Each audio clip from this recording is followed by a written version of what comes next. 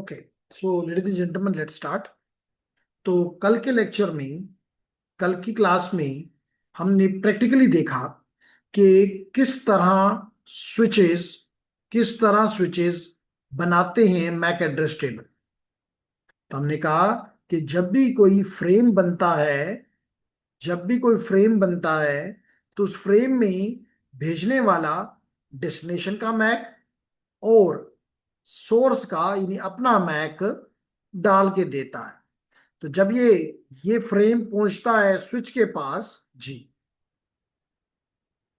There is a question from Sufiyan Mustafa, let me see it and then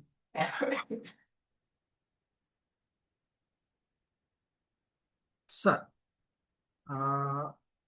are MAC address table and ARP table same? If not, what is the difference between it? बिल्कुल ठीक है जी।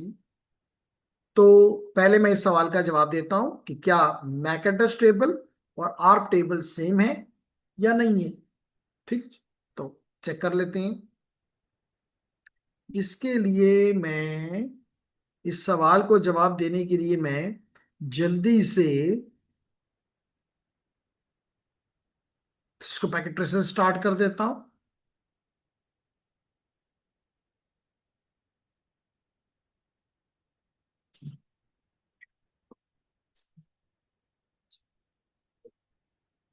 और जल्दी से मैं एक switch ले लेता हूं और स्विच के साथ मैं चंद डिवाइसेस कनेक्ट कर देता हूं, like PC, like laptop, like server. तो चले काफी। और हम इनको कुछ आईपीज दे देते हैं, और मिसाल के तौर पे यहाँ दे देते हैं 192.168.1.1 और स्लैश लगा देते हैं 24 का।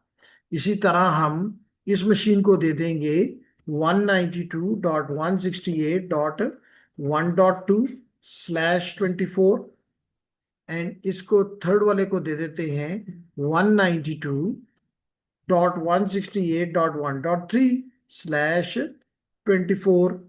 तो ये आईपीस हम इनको देके अपने इस कॉन्सेप्ट को क्लियर करने की कोशिश करते हैं। तो जनाब, पहले वाले, और अगर चाहते हैं तो पहले से इनको कनेक्ट कर दें विद स्ट्रेट केबल्स। तो ये स्ट्रेट केबल के जरिए हमने पहले डिवाइस को एज्यूम करें कि पहली पोर्ट पे लगा दिया, दूसरे डिवाइस को हमने लेट इट बी दूसरे पोर्ट पे लगा दिया, और तीसरे डिवाइस को हमने हमने कहीं late it B third port पे लगा दिया। ठीक। अब हमने कहा कि कल भी हमने कहा था हमने सिर्फ आईपी लिखे हैं, आईपी दिए नहीं है। तो हम देने के लिए क्या करेंगे कि हम जाएंगे इसके डेस्कटॉप पे आईपी कॉन्फ़िगरेशन में, और जैसे हमने सोचा कि हम इसको आईपी देंगे 192.168.1.1 और सबनेट मास्क देंगे 255.255.255.0। अभी गेटवे की जरूरत नहीं क्योंकि हम बाहर नहीं जा रहे, तो इट्स फाइन। फिर इसी तरह हम नंबर 2 को देते हैं, इसके डेस्कटॉप पे आते हैं, इसके आईपी कॉन्फ़िगरेशंस में आते हैं, और 192.168.1.2 सॉरी, और सबनेट मास्क दे देते हैं 255.255.255.0। एनी अगर मैं पूछूं मदिया, can you understand, because as far as I know we have taken this course, second course directly, and my understanding is that probably you feel that you have covered all these items in your bachelor. Do you understand what I'm doing, how I'm assigning these IPs, and what mean by the subnet mask, etc.?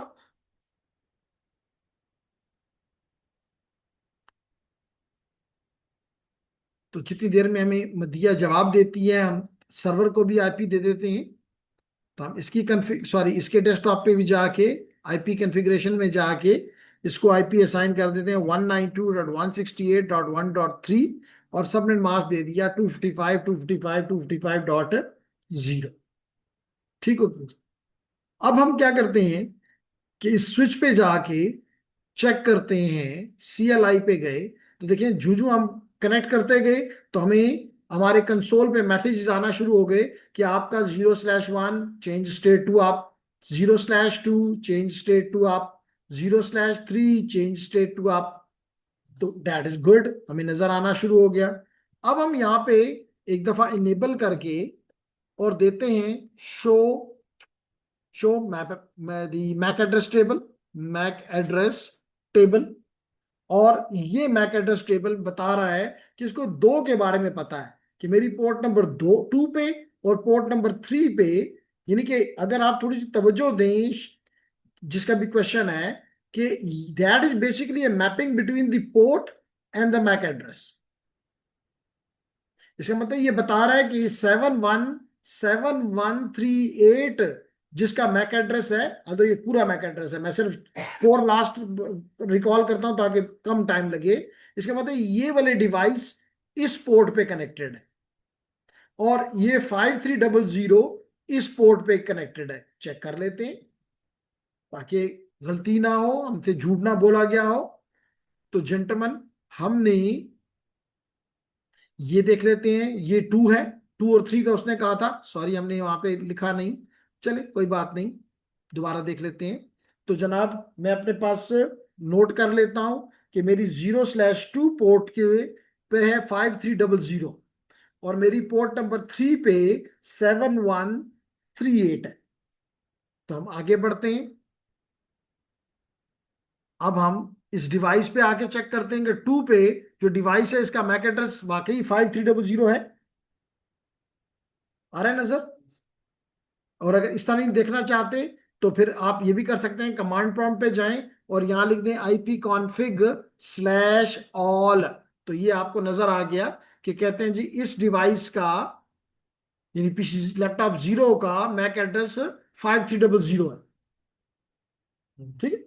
इसी तरह अगर मैं इस device पे server 0 पे चला जाऊं और इसके कमांड प्रॉम्प्ट पे जाके यहां भी कमांड दूं ipconfig/all और यहां पे आ गया 7138, एग्जैक्टली ठीक कह रहा है। इसका मतलब है कि स्विच नहीं, इस स्विच के साथ इन दोनों ने कोई कम्युनिकेशन की जिसकी वजह से इसको ये याद हो गया।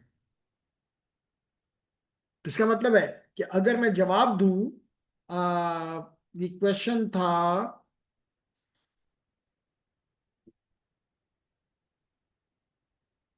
सुफियान का, कि सुफियान, अगर आपके क्वेश्चन का जवाब ये बन रहा है कि मैक एड्रेस टेबल में क्या होता है, mapping between the port number and MAC address, तो ये जवाब हो गया पहले इस बात का। अब मैं यहां पे देता हूं, अब मैं यहां पे इसी टेबल इसमें जाके स्विच पे एक और कमांड इंटर करता हूं और लिखता हूं शो आर्प। क्या लिखा है? Show ARP. चेक करें जी, शो आर्प खाली है, शो आर्प में कुछ भी नहीं है, क्योंकि फिर ये टाइम के साथ साथ भरा जाएगा। तो चेक करते हैं जी, कुछ कम्युनिकेशन कर लेते हैं। मिसाल के तौर पे मैं सर्वर पे बैठ जाता हूं और सॉरी सॉरी, ये भी ठीक था लेकिन नहीं, कमांड प्रॉम्प्ट पे जाता हूं, इसको कर देता हूं मैं क्लोज और कमांड प्रॉम्प्ट पे जाके मैं करता हूं पिंग और पिंग करता हूं मैं 192.168.1.1 को। हो गया, 4 पैकेट चले गए। ठीक है, मैं 1.2 को भी कर देता हूं। ठीक है अब्दुल्ला। तो जनाब अब मैं करता हूं show are.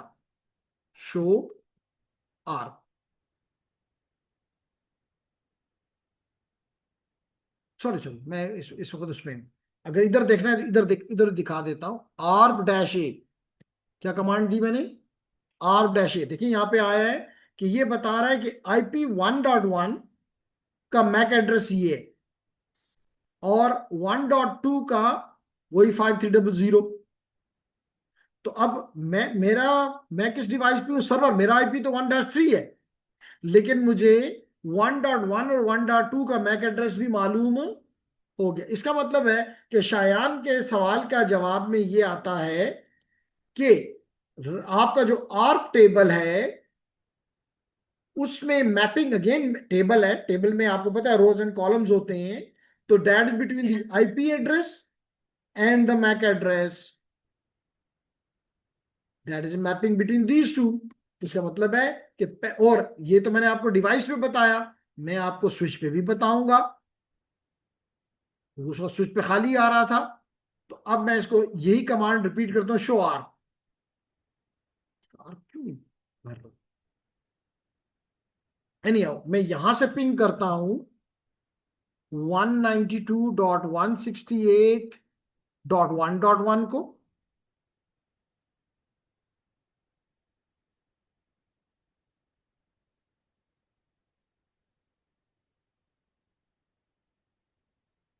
Why it's not taking part?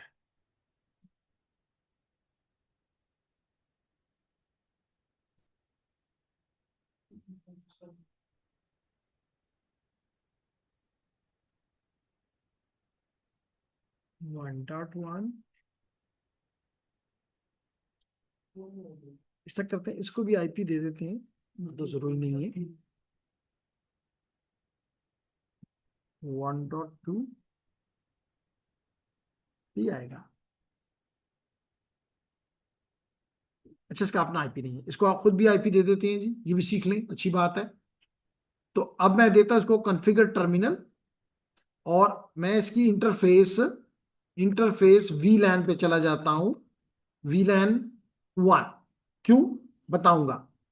और इसको आईपी एड्रेस देता हूं, आईपी एड्रेस, और इसको आईपी दे देता हूं 192.168.1.10, और सबनेट मास्क दे देता हूं 255.255.255.0, और इसको कहता हूं नो शटडाउन, नो शटडाउन। तो ये कहता है कि जनाब आपकी इंटरफेस वीलैन 1 भी अप हो गया है। अब मैं इसको देता हूं कि पिंग करो, यहां से करता हूं एंड, और कहता हूं पिंग करो 192, पहले अपने आप को कर लो, 1.10 था, देखिए ओ सब सक्सेसेस। इसका मतलब है कि 100% आपने 5 पैकेट भेजे, इसका मतलब है स्केलेटरी मार्क का कि सक्सेस। इसी तरह अगर मैं 1.1 को दूं, 1.1 देखते हैं कि यहाँ पे क्या आ रहा है। यहां भी देखिए पहला पैकेट गिरा, और बाकी 4 पैकेट का जवाब 180% ट्रू। लेकिन अगर मैं दोबारा करूं तो 100% ट्रू आएगा, ये देख लो 100% ट्रू। इसी तरह अगर मैं 1.2 के साथ करके देखूं, यहां भी मुझे अच्छा जवाब अब मिलना चाहिए, ये देखें इधर भी उसी तरह का जवाब मिला। और अगर मैं 1.3 के साथ करता हूं, तो यहां से भी मुझे अच्छा जवाब अब आना चाहिए। इस मतलब कनेक्टिविटी मुझे नजर आ रही है, लेकिन मेरा मेरा क्वेश्चन ये था कि मैं आर्क देखना चाहता था। तो देख लो आर्क में मुझे नजर आ रहा है कि 1.1 का हार्डवेयर एड्रेस ये है, 1.2 का हार्डवेयर एड्रेस ये है, देखो वही 5300, और 1.3 का 7138 है। तो this is your basically ARP table in switch. और जो मैंने आपको अभी कुछ देर पहले सर्वर में बताया था, वो भी आर टेबल है, लेकिन वो एट दी एंड डिवाइस। देखिए अभी कुछ देर पहले आपने देखा था, ये कहा गया, ये तो आर टेबल और मैक टेबल, इससे पता चला कि सेम टेबल नहीं है, या एक ही चीज के दो नाम नहीं है।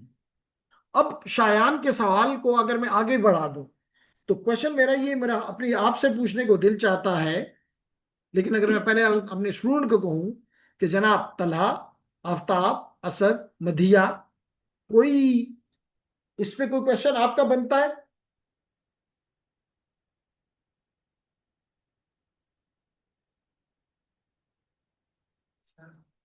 क्वेश्चन है कि फिर स्विच ऑफिस से पता चलता है कि ये कौन से पोर्ट पर है, आप टेबल में तो पोर्ट नंबर नहीं है। जी बिल्कुल नहीं है, आर टेबल में कोई पोर्ट नंबर नहीं है।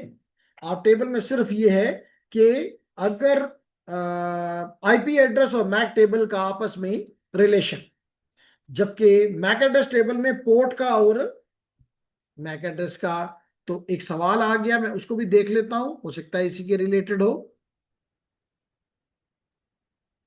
How you resolve ping issue on switch. Okay, simple. मैंने क्वेश्चन ये पूछा आफ्ताब ने कि आपने किस तरह पिंग का इशू रिजॉल्व कर लिया स्विच पे। भाई मैंने स्विच को भी आईपी दे दिया, क्योंकि आप जब एक पैकेट भेजते हैं तो आपका अपना भी आईपी होता है, सोर्स का भी होता है, डेस्टिनेशन का भी होता है। तो मैंने इन तीन को तो आईपी दे दिया था, लेकिन इस मशीन को मैंने आईपी नहीं दिया था, तो मैंने इसको भी आईपी दे दिया 192.168.1.10। तो मसला हल हो गया।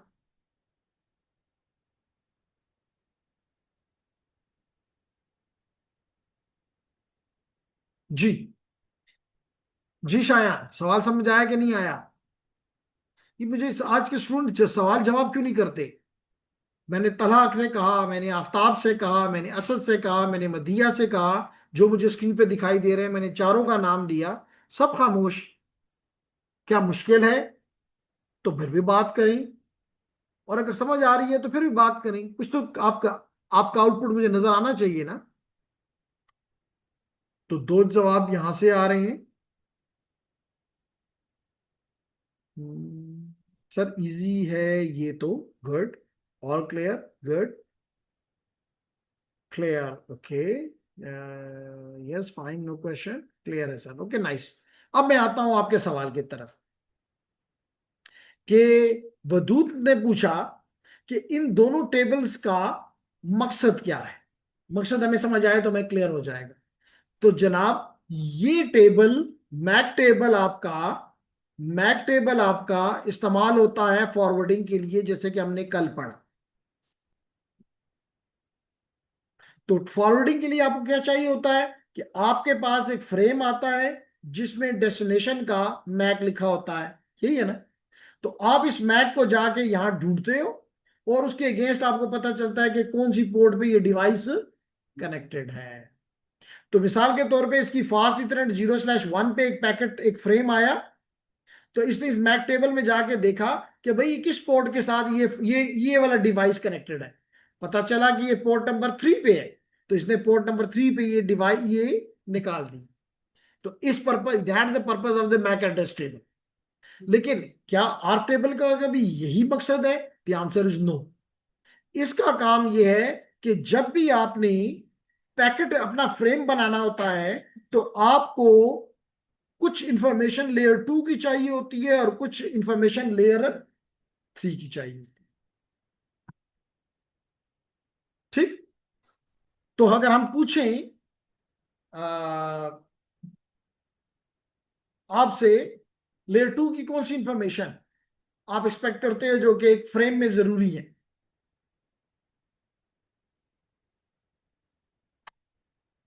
तो जनाब, अभी अभी आपके सामने लिखा हुआ है, यहां भी जवाब मुझे एक कुछ आ रहा है। Destination MAC, source MAC, that is good. Madiya, is it comfortable? समझ आ पता है कि लेयर 2 पे सोर्स का मैक लगता है और डेस्टिनेशन का मैक लगता है। अब हम मदिया से ही पूछेंगे कि मदिया, आप बताओ लेयर 3 की कौन सी इंफॉर्मेशन चाहिए। ये इसके ऊपर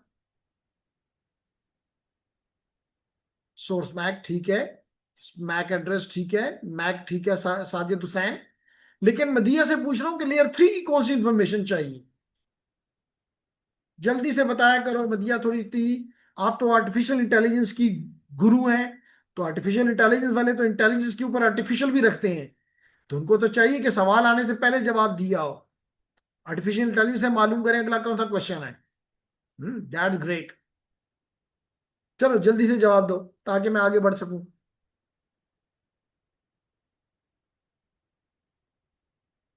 क्या डेस्टिनेशन?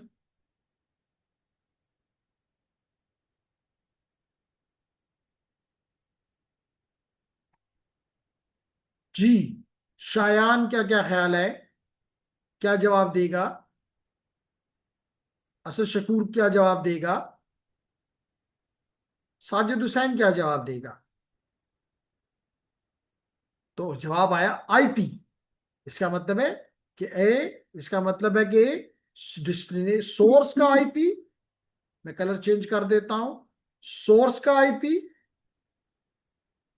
और डेस्टिनेशन का आईपी, ये लेयर 2 की ये दो चीजें चाहिए, और लेयर 3 की ये दो चीजें चाहिए।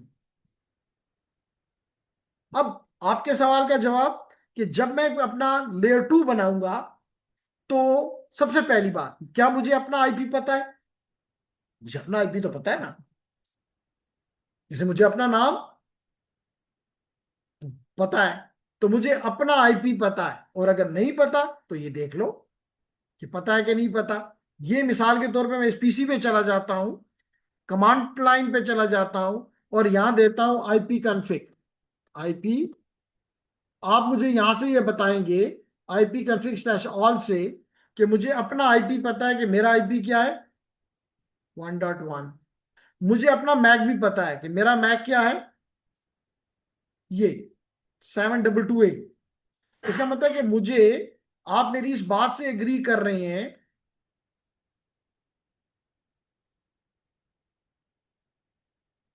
ओके, कि मुझे एज ए सोर्स अपना अपना आईपी और अपना मैक पता है।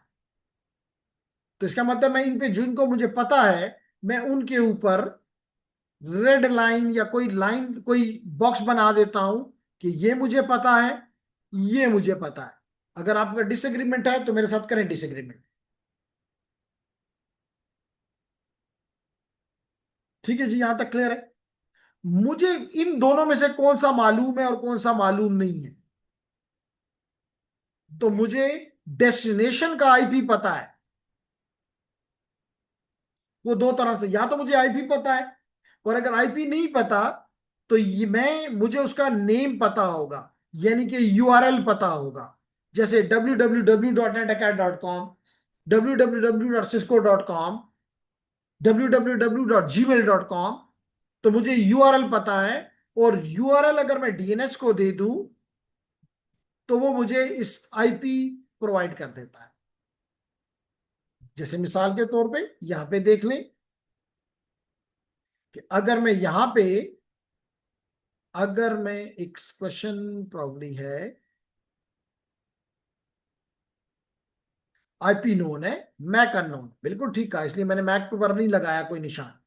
तो जनाब मैं अगर यहां पे लिखता हूं मिसाल के तौर पे पिंग www.cisco.com, तो देखिए पहला काम क्या हुआ, मुझे अब इसका नाम पता है, मुझे इसका नाम पता है। लेकिन जू ही आई हिट द इंटर, तो मुझे सबसे पहला काम हुआ, मुझे इसका आईपी में पता चल गया। और किसने बताया? डीएनएस ने बताया। तो इसका मतलब है कि डीएनएस ने मुझे बता देगा कि आईपी क्या है। तो इसका मतलब मुझे डेस्टिनेशन का आईपी पता है, तो कौन सी चीज मिसिंग रह गई? तो आपने कहा कि जनाब जो मिसिंग टर्म रह गई, that is the destination MAC. This is the missing term. जब तक ये चारों चीजें मुझे पता ना हो, I cannot communicate, I can not communicate. इसलिए मैं क्या करता हूं कि मुझे डेस्टिनेशन का आईपी पता है, तो मैं डेस्टिनेशन के आईपी को ब्रॉडकास्ट मैसेज भेजता हूं। कौन सा मैसेज भेजता हूं? कि जनाब जिसका भी आईपी, मिसाल के तौर पे मैं इसको भेज रहा हूं जिसका आईपी 1.3 है, तो मैं क्या करता हूं, 192.168.1.3 को कहता हूं, ब्रॉडकास्ट करता हूं इस नेटवर्क में ही, ब्रॉडकास्ट करता हूं कि जनाब जिसका भी आईपी 1.3 है वो मुझे अपना मैक भिजवा दो। इस अमल को कहते हैं आर्प रिक्वेस्ट। इस अमल को क्या कहते हैं? ARP request. और लाजमी तौर पे ब्रॉडकास्ट है तो ये भी रिसीव करेगा, ये भी करेगा। अब ये देखता है मैं तो 1.2 हूं, मैं तो 1.3 नहीं हूं, तो ये उस पैकेट को छोड़ देता है, इग्नोर कर देता है। ये कहता है हाँ मैं ही तो 1.3 हूं। ये जवाब दे देता है कि मेरा मैक एड्रेस, यानी जिसका आईपी 1.3 है उसका मैक जो है वो for example x x x है, और जवाब वापस दे देता है, जिसको कहते हैं आर्प रिप्लाई। क्या कहते हैं? ARP reply. तो अब आर्प रिप्लाई यहां पे आएगा, यूनिकास्ट है तो इधर आ जाएगा। ये अपने पास इसको इस टेबल में सेव कर लेगा कि 1.3 का मैक जो है वो एक्स एक्स एक्स है। अब इसको ये चीज भी पता चल गई। अब ये जो अननोन चीज था ये भी नोन हो गया। तो अब ये लेयर 2 को भी कंप्लीट कर देगा, लेयर 3 को भी कर देगा, और पैकेट भेजने के काबिल हो गया। क्यों बुझा? नहीं समझ आ रही? और ये जो अभी कुछ देर पहले, अगर मुझे वो इंफॉर्मेशन वापस मिल जाए, तो अगर आप ये मेरा देखें स्विच, तो जब मैं स्विच से बात करवाता था आपको, तो एक पैकेट मेरा शुरू में गिर जाता था। देखिए, हमेशा मेरा पहला पैकेट गिर जाता था। क्यों? क्योंकि मुझे उसका मैक नहीं पता था। तो ये पैकेट मैं भेजता था आर्प के लिए। आर्प का जवाब अभी आया नहीं, तो मेरा टाइम पूरा हो गया था पिंग का, तो मैंने पहला पैकेट का जवाब नहीं दिया। फिर दूसरे के लिए मेरे पास चारों चीजें अवेलेबल थी, अगले चारों पैकेट के लिए मेरे पास चारों की चारों चीजें अवेलेबल थी, ये चारों, इसलिए मेरी सक्सेसफुल कम्युनिकेशन। इसी तरह मैंने देखे, ये मैंने किया पिंग 1.2 को, ये मैंने पिंग किया स्विच से बैठ के 1.3 को, और पहला पैकेट यहां भी ड्रॉप हुआ। शाबाश। नहीं समझ आ रही तो बात करें।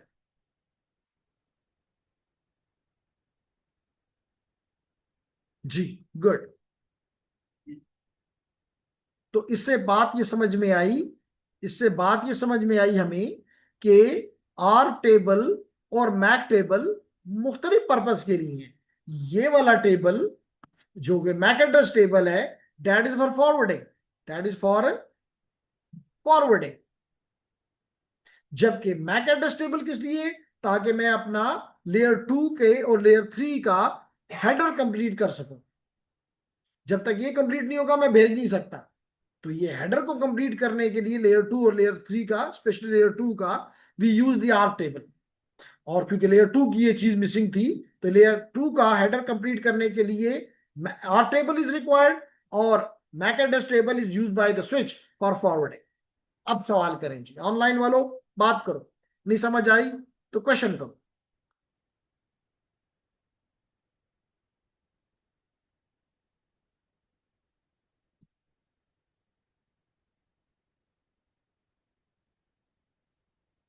Understood, that's great. Clear sir, very nice जी। अगर क्लियर है तो वी आर हैप्पी। तो सफियान को भी क्लियर है, वेरी नाइस। शायान को भी क्लियर है, वेरी गुड। तो let me start my today's task. Clear, nice. तो मैं इसको कर देता हूं क्लियर। अब मैं आता हूं अपने अगले टॉपिक पे, और मेरा अगला टॉपिक है अबाउट, इसका मतलब कि हमने क्या पढ़ लिया, कल की बात कर रहा हूं कि how switches built their MAC address table, and how these MAC address table is use for forwarding the frames. ठीक है। Again I will ask Madiya, Madiya, frame में और पैकेट में कोई फर्क होता है या इज इट सेम? शाबाश। इसलिए आपसे पूछता हूं कि मुझे फिजिकली अगर आप मेरे सामने बैठी होती तो मैं मालूम कर लेता कि you are getting these or not. लेकिन ऑनलाइन स्टूडेंट क्योंकि हमें दिखाई नहीं देते, तो उनके उनसे मालूम करने का एक ही तरीका होता है कि उन पे क्वेश्चन करो।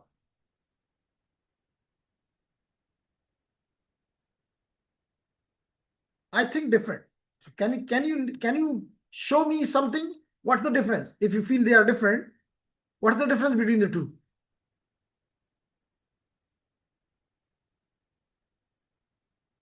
आपके बैचलर में कोई क्वेश्चन कोर्स था अबाउट द नेटवर्किंग? कम्युनिकेशन का तो मुझे पता है दो सब्जेक्ट होते हैं, प्रॉब्ली डेटाकॉम भी होता है और कंप्यूटर नेटवर्क्स भी होता है। No sir. ओके, ठीक है, फिर आपको बताना। ठीक ठीक, बताते हैं जी। तो हमने कहा कि जब लेयर 2 पे पैक, मैं यहां पे एक्सप्लेन, ये छोटी सी बात यहां पे एक्सप्लेन कर देता हूं कि जब, मिसाल के तौर पे मधिया ने जूम एप्लीकेशन इसने स्टार्ट की हुई है, तो जूम की एप्लीकेशन यहां के किसी ऐप, और इनके लेयर्स के नाम भी आपको मस्ट याद होने चाहिए।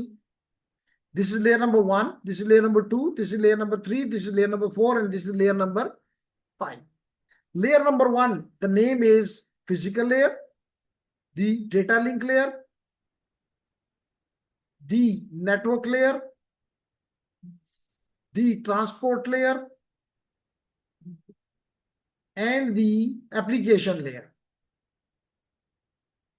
कि जब भी कोई भी पैकेट हमारा फिजिकल, अब आपने एप्लीकेशन, लेकिन इट्स योर ओन चॉइस, हमारा कोई इसमें वो नहीं होता, जस्ट एडवाइस है कि अगर कम्युनिकेशन सिस्टम हो तो अलग कोर्स है, वो तो आप पढ़ाते हैं वकार शाह साहब, और दैट इज टोटली डिफरेंट। दोनों डेटा भेजने के लिए यूज होते हैं। नहीं तलहा, तलहा आपने आप उसके हैं कम्युनिकेशन, आप भी बीएस इलेक्ट्रिकल है। दोनों डेटा भेजने के लिए यूज होते, बट पैकेट में आईपी यूज होता और फ्रेम में मैक नहीं यूज होता। ओके, तो मैं क्लियर करता हूँ, नहीं इसमें थोड़ा सा मसला है। लेकिन आप मुझे बताएं कि आपका बैचलर जो है वो बीए, आप क्योंकि आप इंजीनियर तलहा अफजल लिखते हैं, आपकी ग्रेजुएशन किस में है? जी सर। तो इसका मतलब है कि आप इलेक्ट्रिकल हैं, कम्युनिकेशन है कि पावर है आप भी? पावर। दोनों की एक ही कमजोरी है। लेकिन तलहा का तो ये है कि वो कर रहा है आईटीएन। मेरी एडवाइस इसके लिए है कि आपको इन चीजों को समझने में और आगे बढ़ने में फंडामेंटल्स ना हो, बेसिक्स ना हो तो मुश्किल होती है। इसलिए माय एडवाइस विल बी कि you must take ITN, introduction to networks, क्योंकि ये सारी बातें यहाँ पे एक्सप्लेन हो चुकी होती हैं। तो बाकी आपकी अपनी चॉइस है, हमारा उस पर कोई वो नहीं होता। तो जेंटलमैन, हम कह ये रहे हैं कि जूम की एप्लीकेशन ने यहाँ किसी प्रोटो एप्लीकेशन लेयर प्रोटोकॉल को इस्तेमाल किया, और इस्तेमाल करने के बाद अगली लेयर के हवाले कर दिया, यानी ट्रांसपोर्ट लेयर। ट्रांसपोर्ट लेयर क्या करता है कि ऊपर से जो भी डेटा आया होता है उस डेटा के साथ अपनी कुछ कंट्रोल इंफॉर्मेशन ऐड कर देता है। यानी कि एप्लीकेशन लेयर पे दिस वाज ए मैसेज,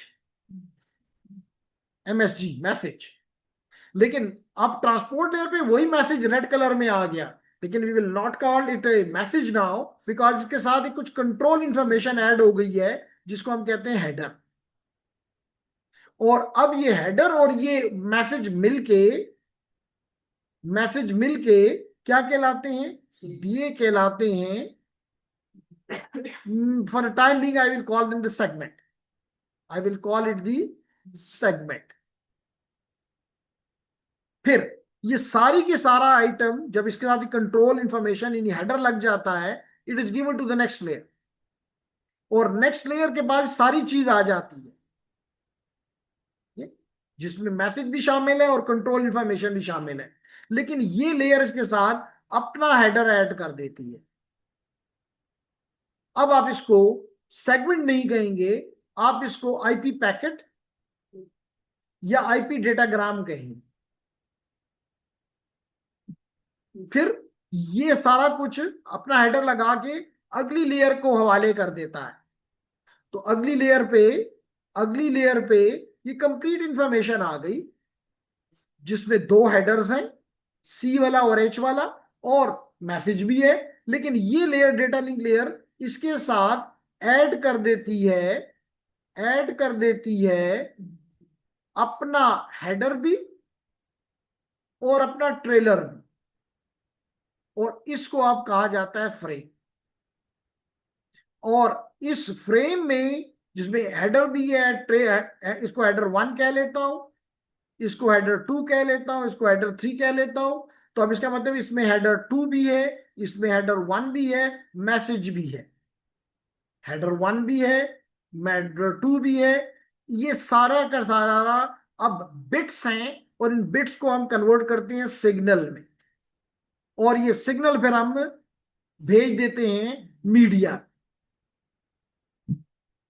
तो दैट इज दी, जब मैं कहता हूं ना कि लेयर 2, तो लेयर 2 के जो H3 हेडर है, इसके अंदर दो इंपॉर्टेंट चीजें होती हैं, एक सोर्स का मैक और एक डेस्टिनेशन का मैक।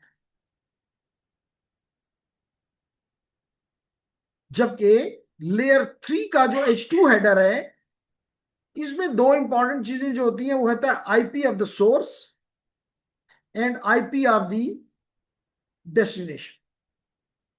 तो ये चीज बताना मकसद था क्या अब भी क्लियर हुआ कि नहीं हुआ? तलहा और मदिया। लेकिन आई विल एडवाइज यू, क्योंकि इस पे पूरा कोर्स है इन चीजों पे, तो अगर आप आगे बढ़ने की कोशिश करेंगी तो फंडामेंटल्स हमेशा आपकी टांग को खींचने की कोशिश करेंगी।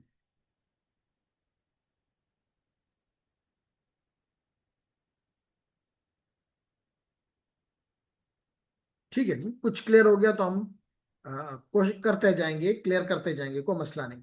तो बेटे, जो मकसद मेरा कहने का ये है कि MAC address table is use for forwarding, and that is basically at layer number 2, use at layer number 2, क्योंकि मैक एड्रेस है ना, MAC address is use at layer number, देखिए ना, H3 is related to layer 2 and H2 is related to layer 3।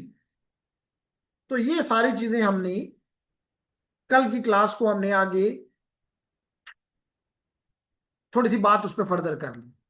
अब हम बात करना चाहते हैं अबाउट दी स्विचिंग के मेथड्स पे, स्विचिंग के।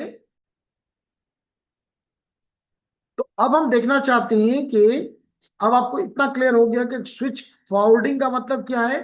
फॉरवर्डिंग का मतलब यह है कि अगर एक पोर्ट पे कोई चीज इनग्रेस पोर्ट पे आए तो स्विच की यह जिम्मेदारी है कि किसी दूसरी इंटरफेस उसको निकाल दे। इस अमल को कहते हैं फॉरवर्डिंग। क्या कहते हैं? फॉरवर्डिंग। एक पोर्ट से इन हुआ कोई डेटा इनग्रेस पोर्ट पे, तो सर्च करें कि कौन सी पोर्ट इस इनग्रेस डेटा के लिए इग्रेस पोर्ट के तौर पे काम करेगी, क्योंकि यहाँ पे तो मल्टीपल पोर्ट्स हैं। स्विच का ख्वाहिश है कि मैं किसी एक पोर्ट पे भेजूं, मुझे पता लग जाए। और वो कैसे पता चलेगा? By using the MAC address table.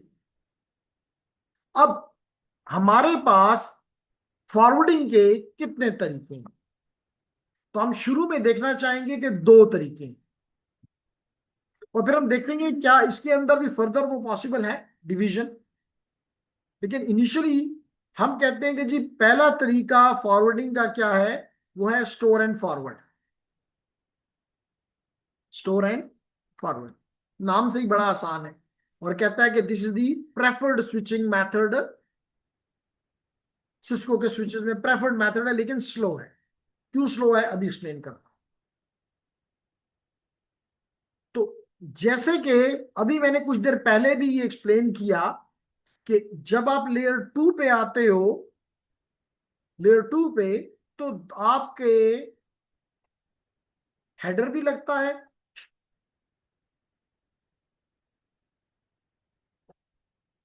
Header भी लगता है, और ट्रेलर भी लगता है। ये जिन्होंने आईटीएल पढ़ा हुआ है तो आप हमें बताएंगे, हेडर किस पर, L2 का हेडर किस पर्पस के लिए होगा? इंफॉर्मेशन के लिए।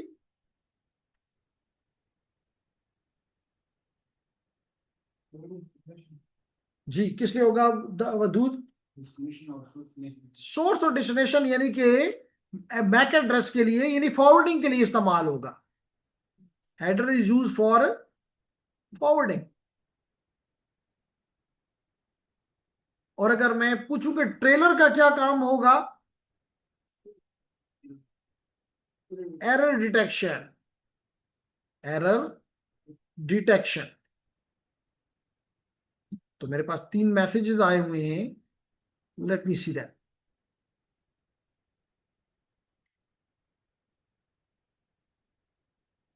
ठीक है, ट्रेलर फॉर एरर डिटेक्शन, ठीक है जी, बिल्कुल ठीक है। सबकी बातें, दोनों की बातें दुरुस्त हैं कि हेडर में सोर्स और डेस्टिनेशन मैक होता है। Source MAC, destination MAC. Source MAC for learning, destination MAC for forwarding. बार बार कल कल परसों से ही बातें कर रहे हैं। जबकि ट्रेलर किस लिए होता है? उसमें एरर डिटेक्शन का एल्गोरिथम मौजूद है। एरर डिटेक्शन का मतलब यह है कहने का कि अगर मिसाल के तौर पे मैं अभी यहां से बैठ के जूम की मीटिंग कर रहा हूं, और तलहा अपने घर पे बैठे हुए, नौशीन अपने घर पे बैठे हुए, शायान अपने घर पे बैठे हुए उसको सुन रहा है।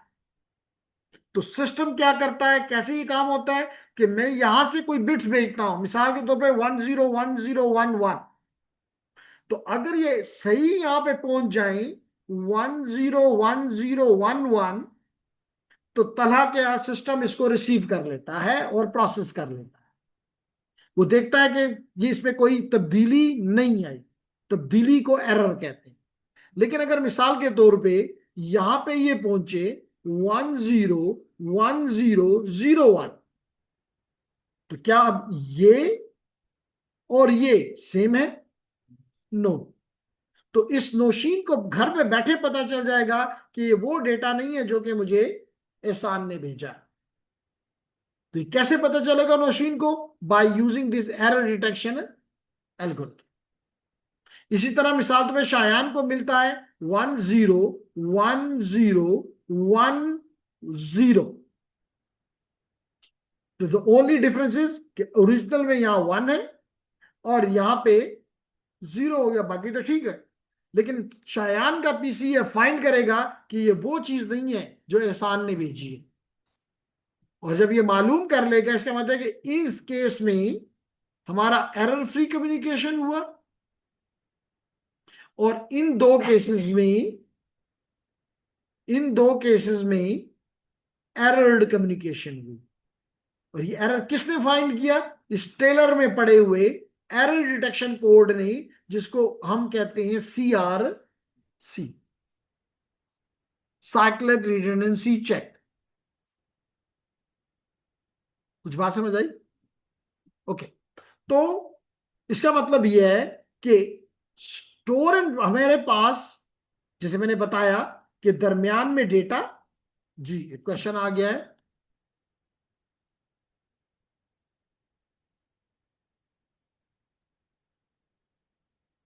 Practical example of error detection.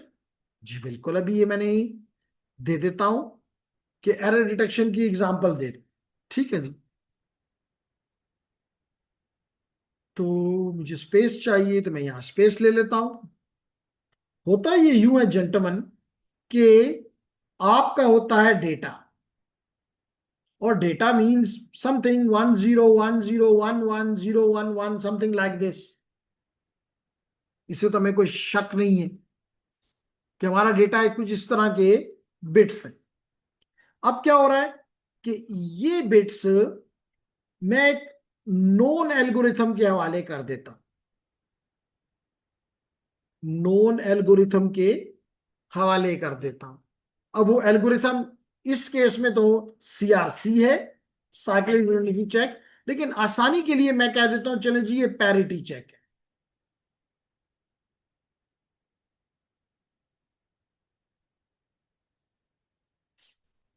हाँ, चेकसम भी हो सकता है, बिल्कुल ठीक कहा।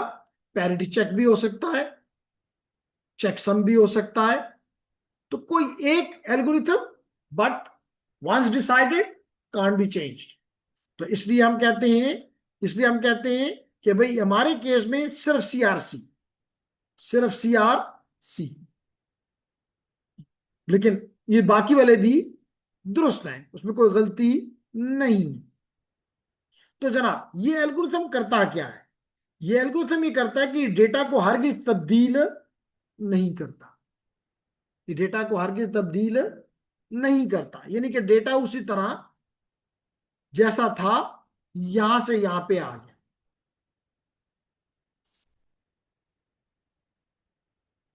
लेकिन लेकिन ये एल्गोरिथम कुछ रिडंडेंट बिट्स जनरेट कर देता है। तो मैं यहां लिख देता हूं RB, रिडंडेंट बिट्स।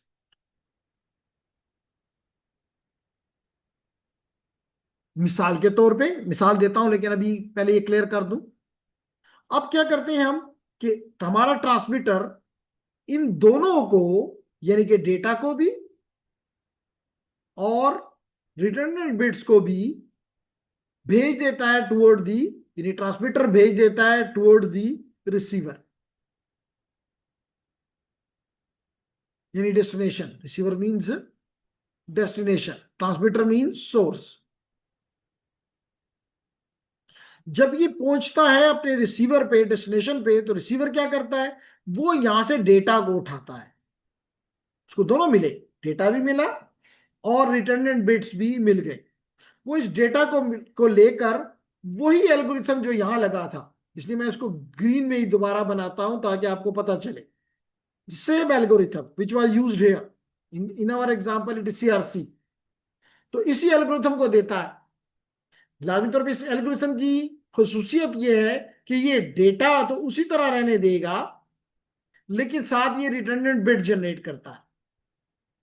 ये रिटर्नेंट बिट्स, तो मैं इसको कहता हूं रिटर्नेंट बिट्स को, मैं इन रिटर्नेंट बिट्स को कह देता हूं R B, redundant bits received, R B R received, और इनके साथ मैं लिखता हूं आर बी टी ट्रांसमिटेड। तो यानी इसके बाद आरबीटी पहुंचा है, यहां से आरबीटी भेजा गया है, रिटर्न बिट ट्रांसमिटेड, यानी कि ट्रांसमिटेड का मतलब है कि that is the relation with the source, source पे ये जनरेट हुए हैं। तो अब आपने मुझे थोड़ी सी तवज्जो देनी है कि अगर ये रिटर्न बिट्स, क्योंकि रिटर्न बिट जनरेट होते हैं looking at the data, looking at the data, data bits, तो अगर ये रिसीव्ड आरबीज, आरबीआर और आरबीटी अगर ये सेम है, अगर ये दोनों सेम है तो इसका मतलब फिर डेटा भी सेम होगा। और अगर डेटा सेम है तो इसका मतलब है कि डेटा में कोई तब्दीली नहीं हुई, इसका मतलब है नो एरर, इसका मतलब है नो एरर। लेकिन अगर मुझे आरबीटी जो मिला और जो आर मैंने कैलकुलेट किया, ये सेम नहीं है, डिफरेंट है, इसका मतलब लाजमी तौर पे मैंने कहा कि are depend upon the data है, इसका मतलब ये वो उस डेटा से कैलकुलेट नहीं हुआ जो कि सोर्स के पास था। इसका मतलब है कि सिस्टम में क्या है, रास्ते में कहीं ये डेटा चेंज हो गया है, फ्लिप हो गया है। जैसे मैंने प्रीवियस एग्जांपल में बताया, मैंने प्रीवियस एग्जांपल में बताया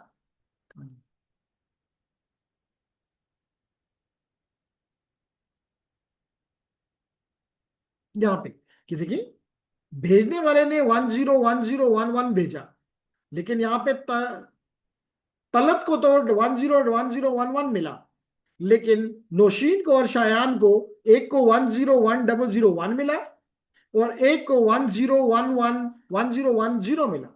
तो दोनों केस में एरर है, कौन मालूम करेगा? ये एल्गोरिथम मालूम करके देगा कि ये सेम है तो कहेगा गुड, और अगर नहीं है सेम तो कहेगा मसला। जी, करेक्ट क्वेश्चन।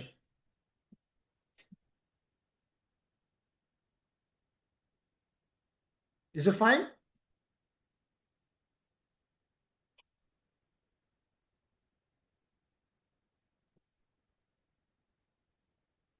ओके जी। तो ये सजाद का क्वेश्चन था, उसको रिप्लाई मिल गया और उम्मीद करता हूं बाकियों को भी फायदा हुआ होगा। तो हम बात कर रहे थे कि, हाँ, मैं बात कर रहा था स्टोर एंड फॉरवर्ड की, तो मैं इसको कर देता हूं साफ, लेकिन मैं फिर कहूंगा तलत समझ आई है?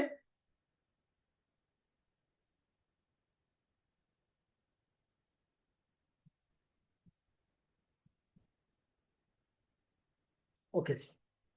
तो if we go here, check this.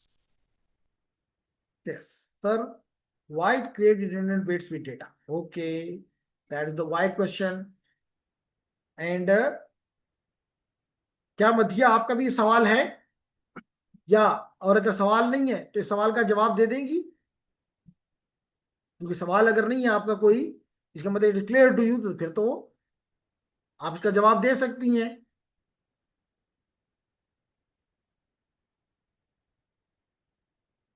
तो चलो जी, मैं जवाब देता हूं। आसान सवाल, इसका जवाब मैं ये दे देता हूं,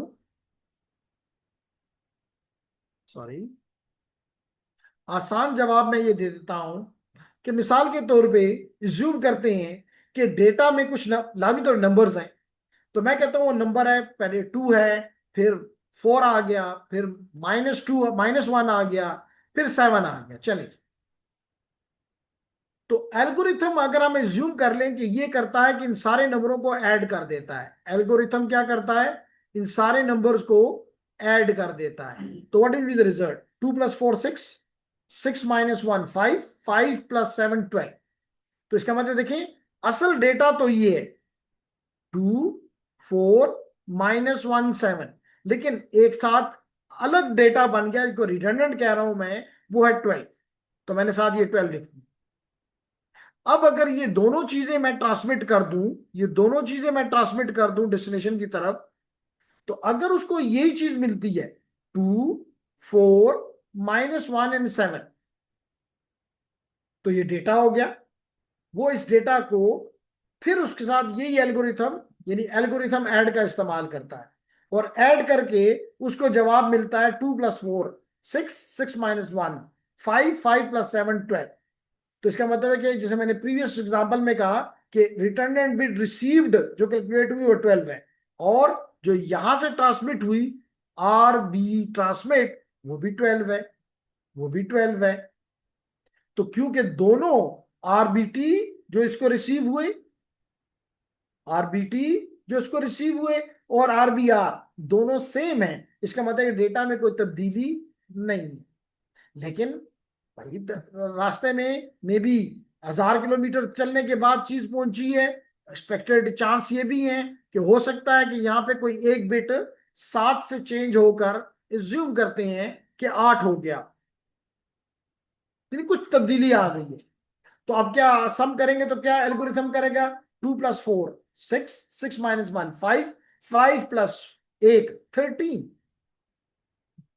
नाउ वो इस आरबीटी जो कि 12 इसको रिसीव हुआ है, ये देख लो 12 इसको रिसीव हुआ है, इन दोनों को कंपेयर करता है और कहता है दे आर नॉट इक्वल। इसका मतलब पीछे डेटा में कोई तब्दीली हो चुकी हुई है, और डेटा में तब्दीली इज कॉल्ड एरर। इसका मतलब this is not something of any use for the destination, तो that is called error detection.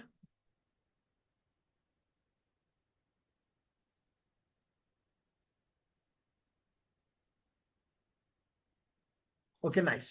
लेकिन जब तक आप पूछेंगी नहीं, तो हर वक्त मतलब मेरे लिए पॉसिबल नहीं होगा कि मैं आपको क्वेश्चन करके आपसे चीज निकालूं। भाई आप खुद माशाल्लाह ग्रेजुएट हैं, माशाल्लाह जॉब पे हैं, तो डर मर नहीं होना चाहिए। तो मैं वापस अपने टॉपिक की तरफ आता हूं जी। मैं ये सबके लिए कह रहा हूं, किसी एक इंडिविजुअल के लिए नहीं।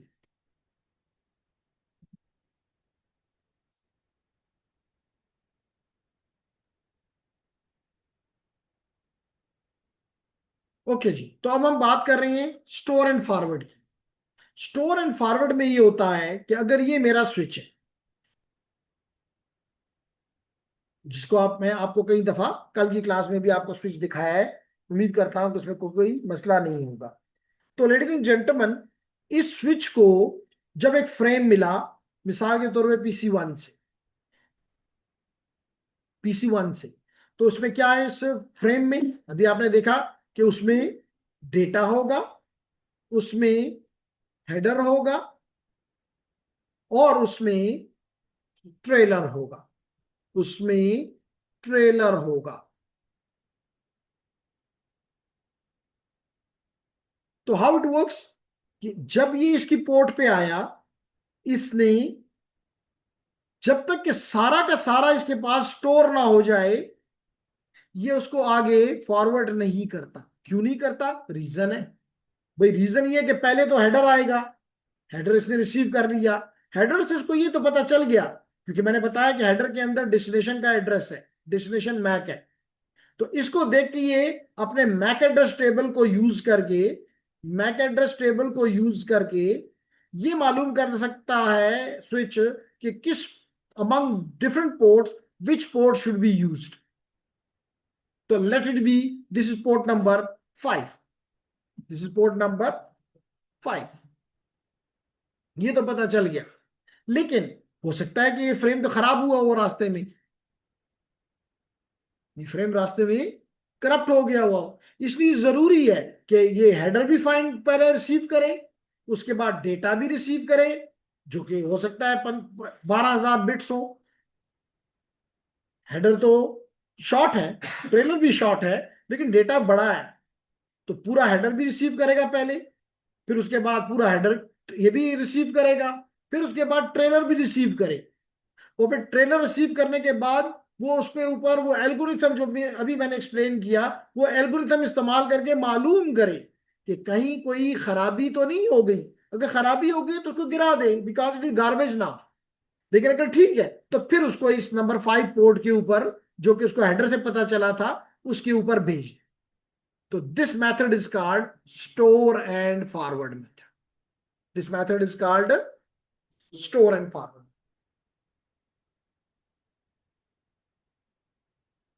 क्लियर? अब इसकी अच्छाई क्या है? अच्छाई ये है कि कभी भी एरर्ड पैकेट डेस्टिनेशन के पास एरर्ड पैकेट नहीं पहुंचे, क्योंकि कहीं भी उसमें अगर एरर आ गया, और समझ भी आती है, अच्छी है कि भाई एक चीज एरर्ड है, तो उसको आगे ले जाने की जरूरत क्या है?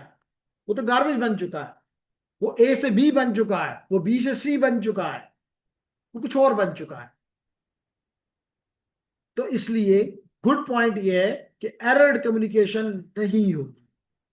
लेकिन बुरी बात क्या है कि जब तक, मिसाल के तौर पे ये पूरा का पूरा 12,000 में, चले मैं जूम कर दूं कि इस हेडर और ट्रेलर के साथ ये 12,000, तो जब तक पूरे 12,000 बिट रिसीव नहीं होंगे उस वक्त तक ये प्रोसेसिंग नहीं करेंगे, उस वक्त तक ये डिसीजन नहीं लेगा। इस वजह से क्या डिसएडवांटेज क्या है? स्लो। यानी कि एक्यूरेट तो है, एक्यूरेट तो है, लेकिन स्लो है। Accurate but slow. और हमारे आजकल के दौर में हम स्पीड के लिए चाहते, वी वांट स्पीड। तो इस वजह से स्टोर एंड फॉरवर्ड उस जगहों पे इस्तेमाल करना जायज है जहां पे एरर ज्यादा हो। लेकिन अगर आपको पता है कि एरर बड़े कम है, तो माइट भी कि आप स्टोर एंड फॉरवर्ड फिर आपके लिए मौजूद तरीका नहीं। क्लियर हो गया यहां तक मेरी बात? तो यही वो कहता है कि receives the, in case of the store and forward switches, it receive the entire frame. पूरा फ्रेम रिसीव हुआ, यानी हेडर भी, डेटा भी, ट्रेलर भी। फिर ensure the frame is valid, यानी विदाउट एरर। कैसे पता चलेगा? By using the trailer. Trailer से इस्तेमाल करके पता चलता है कि स्टोर दिस इज वैलिड और not. And then store and forward switches, फिर उसको वो फॉरवर्ड करता है। इसलिए वो कह रहा है कि this method is, store and forward switching is in Cisco's preferred switching method, but for slow, for access switches, जो कि मोस्टली ज्यादा फास्ट नहीं होते, जो कि ज्यादा फास्ट नहीं होते। Is it clear? दूसरा कौन सा है जी? Cut through switching. दूसरा क्या है? Cut through switching. तो कट थ्रू स्विचिंग क्या करता है, इसको एक्सप्लेन करते हैं जी।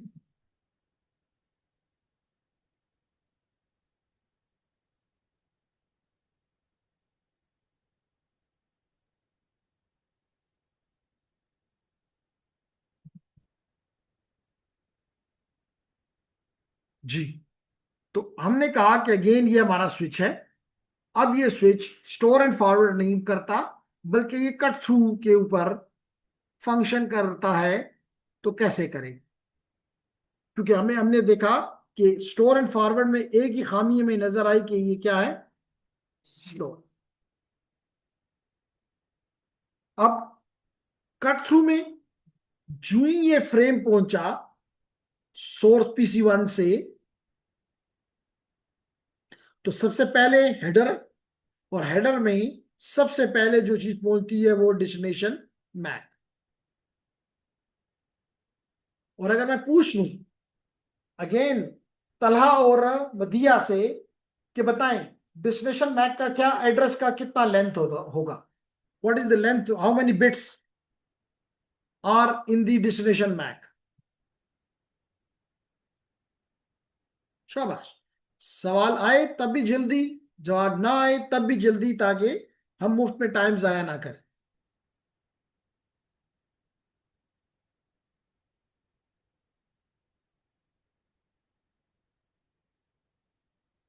ओके, तो याद रखें कि आपका मैक एड्रेस ऑलवेज 48 बिट का होता है, 48 बिट्स।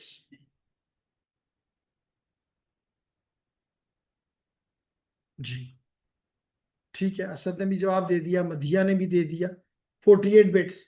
और मैं यहां पे दिखा भी सकता हूं कि अगर मिसाल के तौर पे if I write here IP config /all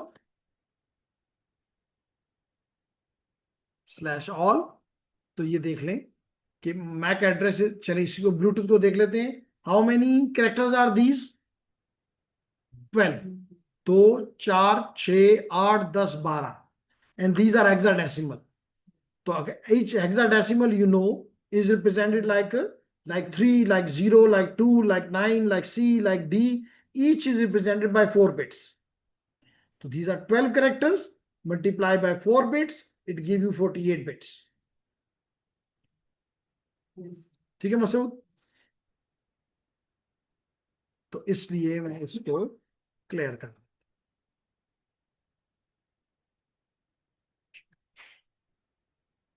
okay.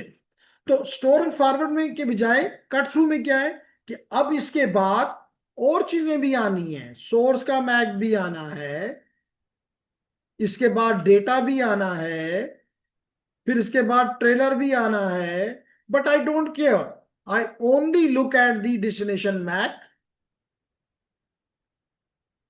which is 48 bits, and based upon the MAC address, destination MAC address, and by using the my MAC address table, I find the output या egress interface और egress port। और अब 48 bit के बाद late कर decide हुआ कि इस पोर्ट से निकाल दो, पोर्ट नंबर 1 से निकाल दो। तो पीछे से अभी डेटा आ रहा है, पीछे से डेटा आ रहा है, पीछे से डेटा आ रहा है, और साथ साथ वो डेटा इस पोर्ट से आगे जा रहा है। अभी मेरे पास पूरा फ्रेम स्टोर ही नहीं हुआ, सिर्फ मैंने पहले 48 बिट रिसीव किए और मैंने अपने मैक एड्रेस टेबल में जाके देख लिया। देख के मुझे पता चला कि इस इंग्रेस पोर्ट पे भेजना है, यूनिफॉर्म डिसीजन हो गया। तो अभी और पीछे से बिट आ रहे हैं, लेकिन मैंने उन बिट को आगे रास्ता बता दिया कि तुम आते जाओ और जाते जाओ। मैंने उनको स्टोर नहीं किया, मैंने कम से कम 12,000 बिट्स को पहले स्टोर करने का बंदोबस्त नहीं किया। तो अब इसकी क्या खूबी है? लाजमी तौर पे ये फास्ट है। क्यों फास्ट है? कि अभी हमारे पास पहले स्टोर करते, फिर प्रोसेस करते, फिर फॉरवर्डिंग करते, हमारा टाइम लगता। इसलिए हमने कहा था कि जी हमारा ये मेथड स्टोर एंड फॉरवर्ड वाला स्लो है, लेकिन कट थ्रू क्या है, ये फास्ट है। लेकिन जैसे कि अभी हमें अबूजर ने कहा कि यहाँ पे इशू इस मेथड में ये आ सकता है कि हमने तो ट्रेलर रिसीव ही नहीं किया। जब ट्रेलर रिसीव नहीं किया तो हमने उसका कोई फायदा ही खत्म हो गया। तो अगर चाहे डेटा ट्रू है, चाहे डेटा करप्टेड है, that will be given to the end device. तो फास्ट तो है, लेकिन मोर चांस है, सम मतलब प्रोबेबिलिटी है कि स्टिल एरर्ड फ्रेम्स पहुंच जाएंगे डेस्टिनेशन पे। तो दैट इज दी डिसएडवांटेज।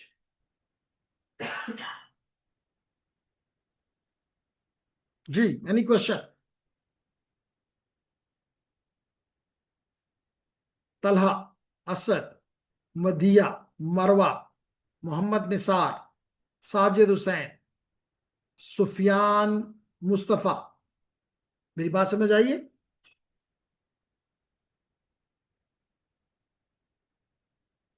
तो जनाब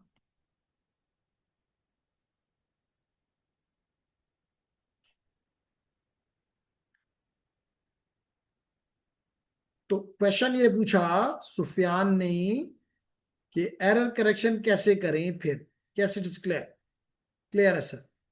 तो नोरीन, नोरीन नहीं,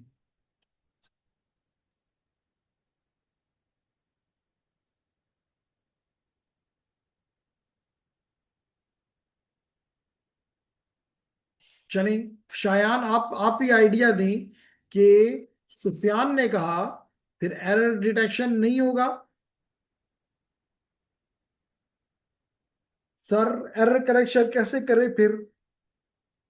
तो जवाब है कि जवाब ये उसका कि हम स्विचेस वाइज तो पहुंचा रहे हैं, बाकी एंड डिवाइस जो है, एंड नोड जो है, उसके लिए फिर ये चीज पहुंच जाएगी ट्रेलर कि वो before giving it to the app, इसकी फाइनल एप्लीकेशन को देने से पहले उस वक्त चेक कर ले कि भाई अगर ठीक है तो ऊपर दे दे, और अगर नहीं है ठीक तो उसको ड्रॉप कर दे, क्योंकि एक्चुअल डेटा में अगर ये मिक्स हो गया तो ये बिल्कुल उसी तरह है कि आपके घर की वाटर टैंक है और लेट करें उसमें आपके घर तक पानी आ गया, आपके घर पे जाके चेक होगा ये पानी साफ है कि नहीं है।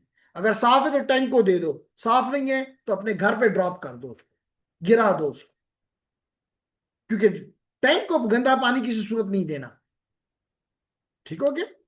तो स्टिल इसकी रिक्वायरमेंट है कि रास्ते में जो स्विचेस हैं वो नहीं करेंगे, वो अपनी स्पीड पे तवज्जो देंगे, और आखिरी नोड पे एंड डिवाइस पे ये रिस्पॉन्सिबिलिटी आ गई कि भाई वो चेक कर ले कि भाई अगर ठीक है तो अच्छी बात, नहीं है ठीक तो गिरा। अब मिल गया शायान को जवाब? शायान नहीं, ये सुफियान आई थिंक। जी सुफियान। जी की मिसिंग, की मिसिंग। आपने की कॉन्फ़िगर नहीं की। ठीक हो गया जी। तो that is the okay nice. तो अब नुकसान क्या है इस सेकंड मेथड का? फास्ट तो हो गया, नुकसान ये है कि मिसाल के तौर पे ये मेरा PC1 जो है, PC1 लग गया स्विच 1 के साथ, स्विच 1 से स्विच 2 लगा हुआ है, स्विच 2 के आगे स्विच N लगा हुआ है, इन N स्विचेस हैं, और फिर जाके डेस्टिनेशन है। तो ये यहां पे अगर पता चल जाता कि ये एरर है तो उसको आगे ना ले जाया जाता और अगली बैंडविड्थ और प्रोसेसिंग इस्तेमाल ना होती। लेकिन क्योंकि आप एरर चेकिंग हो ही नहीं रही, इसलिए स्विच 1 पे भी वो एरर फ्रेम जाएगा, इधर भी जाएगा, इधर भी जाएगा, इन लिंक्स को भी इस्तेमाल करेगा और बैंडविड्थ को और प्रोसेसिंग पावर को मुफ्त में जाया करेगा और आखिर में ड्रॉप हो जाए। इसलिए जरूरी है कि cut through excuse me sir. Method. जी जेंटलमैन। सर जी मेरा क्वेश्चन ये है कि जब हम व्हाट्सएप मैसेज सेंड करते हैं या कॉल करते हैं ना, तो वहां पर ट्रेलर का क्या रोल है सर जी? इसकी मैसेज के थ्रू समझाए प्रैक्टिकल एग्जांपल में सर। जी आपने क्वेश्चन किया कि जनाब अगर बताया, इससे तो आसान एग्जांपल अपने व्हाट्सएप ली, मैंने जूम ली, तो जूम में मैं PC1 पे बैठे हुए जूम यूज कर रहा हूं, और शायद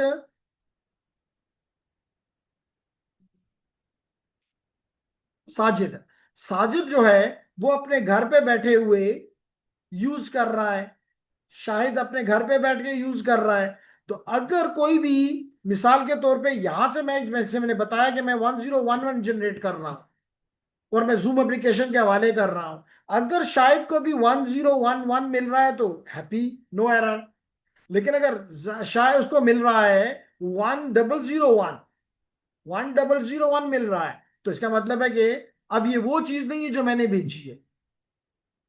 तो लाजमी तौर पे अगर आपके पूरे मैसेज में या फाइल में अगर एक फ्रेम भी एरर्ड है तो might be it it may not work. मिसाल के तौर पे कल ही मैंने एक फाइल डाउनलोड की, देखते हैं कि उसका साइज क्या है। वो पड़ी हुई है H फोल्डर में, और H फोल्डर के HC इसमें CH में और CEH में कहीं इमेज आपको नजर आ रहा होगा, ये इमेज। और इमेज में अगर मैं डेट वाइज को कर दूं कि कल की सामने आ जाए, तो जनाब ये फाइल मैंने डाउनलोड की जिसका साइज आपको नजर आ रहा है कि 5.66 गीगाबाइट्स है। इसका मतलब अगर इस 5.6 गीगाबाइट्स, 5.6 गीगा यानी अरब, बाइट्स बिट्स नहीं, तो अगर आपने इसको बिट्स में कन्वर्ट करना है तो इसको 8 से मल्टीप्लाई कर दो। तो इसका मतलब है कि approximately if I go to the calculator, and I write here 5.66, into 10 power into 10 power into 10 power 9 9 5.66 into 10 power 9 10 हो गया, 9 करना।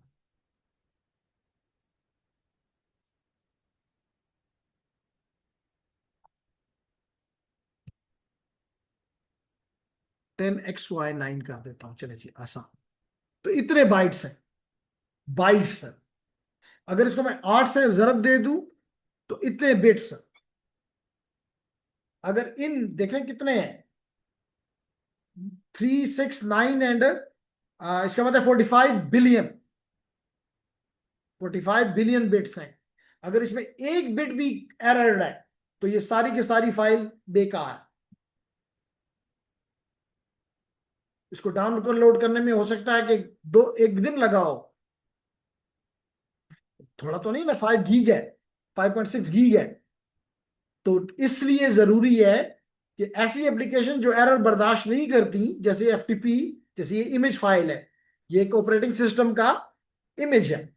तो इमेज में अगर एक बिट भी आगे पीछे है तो that operating system will not work, install ही नहीं होगा। तो क्या जी आपको जवाब मिल गया?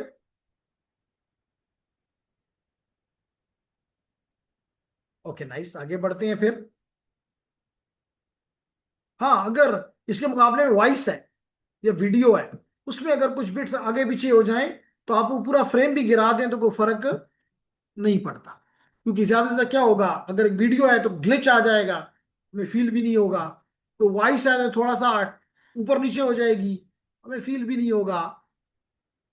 ठीक है, लेकिन जैसे एफटीपी है, जैसे वेब है, हम नहीं बर्दाश्त कर सकते। ठीक है, एनी आगे बढ़ते हैं जी। अब इसके बाद हम देखना चाहते हैं कि जैसे मैंने कहा स्टोर एंड फॉरवर्ड की क्या खूबी है कि भाई यहां पे एरर चेकिंग होती है। एरर चेकिंग होती है कोई भी, ये जो मैंने अभी बार बार लफ्ज इस्तेमाल करता था ट्रेलर, मैं बार बार इस लफ्ज इस्तेमाल करता था ट्रेलर, इसको फ्रेम चेक सीक्वेंस भी कहते हैं। क्या कहते हैं? Frame check sequence. तो फ्रेम चेक सीक्वेंस के जरिए एरर चेकिंग होती है when you are using store and forward method. तो जब आपने एरर चेकिंग करनी है तो आपने सारे के सारे फ्रेम को क्या करना होगा, बफर करना होगा, सेव करना होगा। तो जब सेव करेंगे तो डेफिनेटली स्पीड पे फर्क पड़ेगा। तो यही वो कह रहा है, the ingress interface will buffer the frame while it checks the FCS. This also allows the switch to adjust to a potential difference in speed between the ingress and the egress node.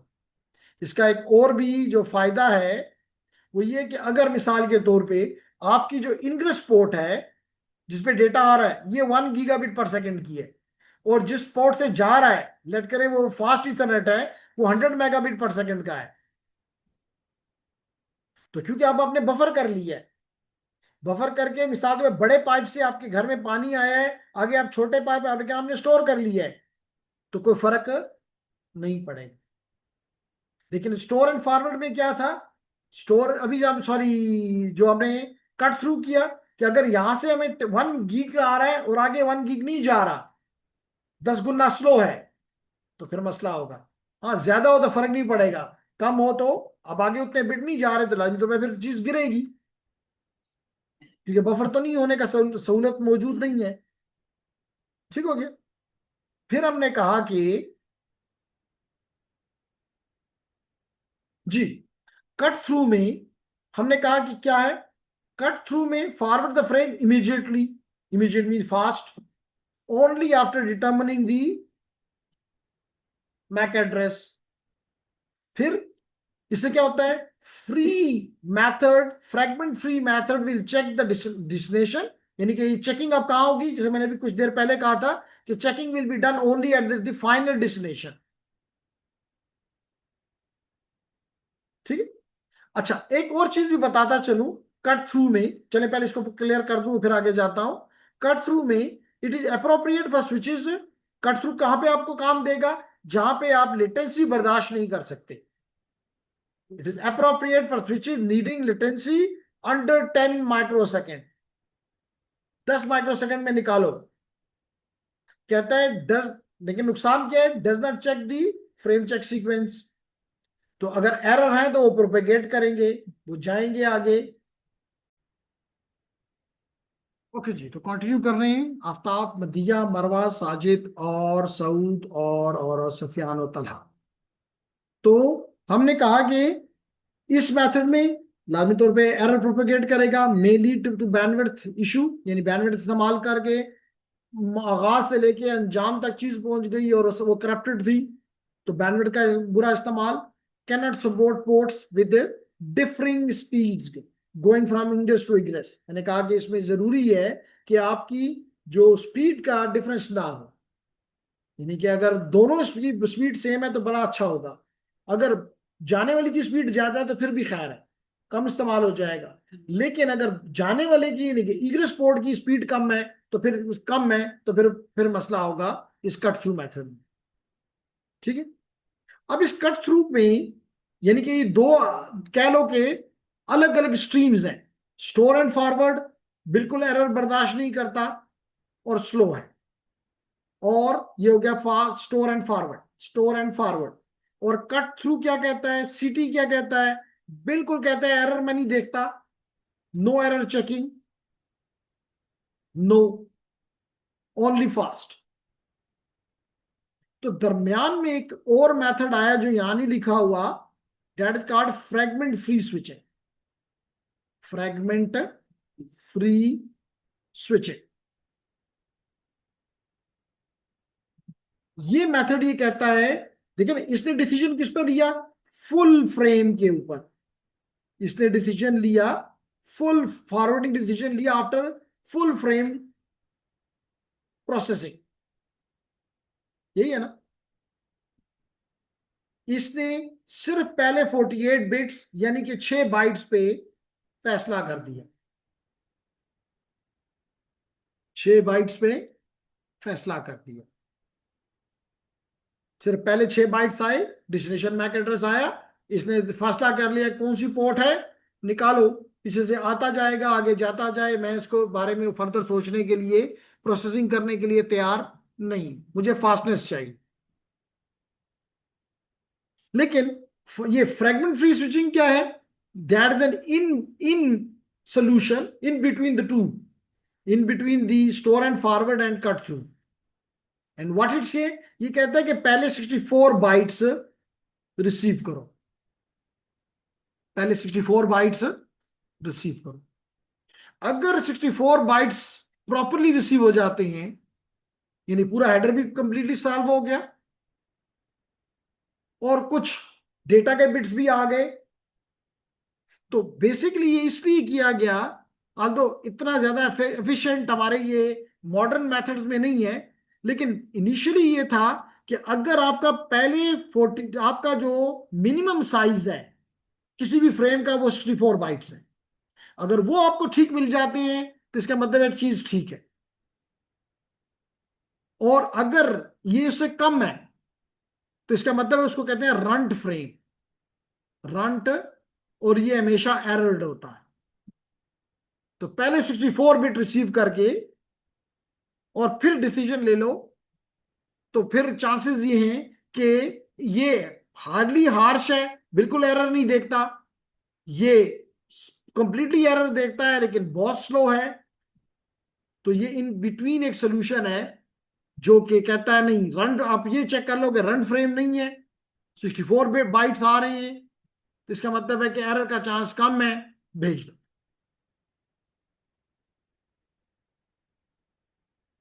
ठीक है, क्योंकि frame का minimum size in case of Ethernet कम से कम 64 bytes minimum और maximum 1518 bytes. तो अगर मिनिमम पूरा करता है तो इसका मतलब है ये रंट नहीं है। ठीक हो गया, तो ये दरमियाना मेथड है जिसको कहते हैं सेगमेंट फ्री स्विचिंग। क्लियर हो गया। तो जनाब इसके साथ हमारा अगला टॉपिक जो है that is about the switching domains. Switching domains है तो 2-3 स्लाइड, लेकिन 2-3 स्लाइड नहीं है, एक्सप्लेन करने में टाइम लगेगा। तो हम इंशाल्लाह ताला अगले वीक में ही अपना ये टॉपिक, जिसमें हम पढ़ेंगे क्या, हम 2 चीजें पढ़ेंगे, एक कोलिजन डोमेन और एक पढ़ेंगे ब्रॉडकास्ट डोमेन। तो पहले तो पढ़ेंगे कि ब्रॉडकास्ट डोमेन और collision domain what are these, लेकिन व्हाट के बाद हम पढ़ेंगे what are their effects on our networks. तो अगले वीक में हमारा ये टॉपिक होगा और उसके बाद हम इंशाल्लाह चैप्टर नंबर 3 पे चले जाएंगे। चैप्टर नंबर 3 पे चले जाएंगे, which is, if I remember correctly, is about the VLANs, which is about the virtual LANs. Clear? Any question from the online students?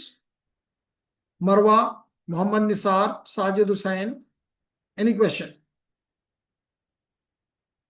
Madhiya is saying no, sir. Good. Aftab, Talha. Is it fine? Is it clear? तो मदिया की तरफ से no sir, no sir, thanks sir, no sir, no sir, clear है। Okay जी, thank you very much. See you इंशाल्लाह on the coming Saturday. Till then अल्लाह हाफिज। Please do remember me in your prayers. अल्लाह हाफिज।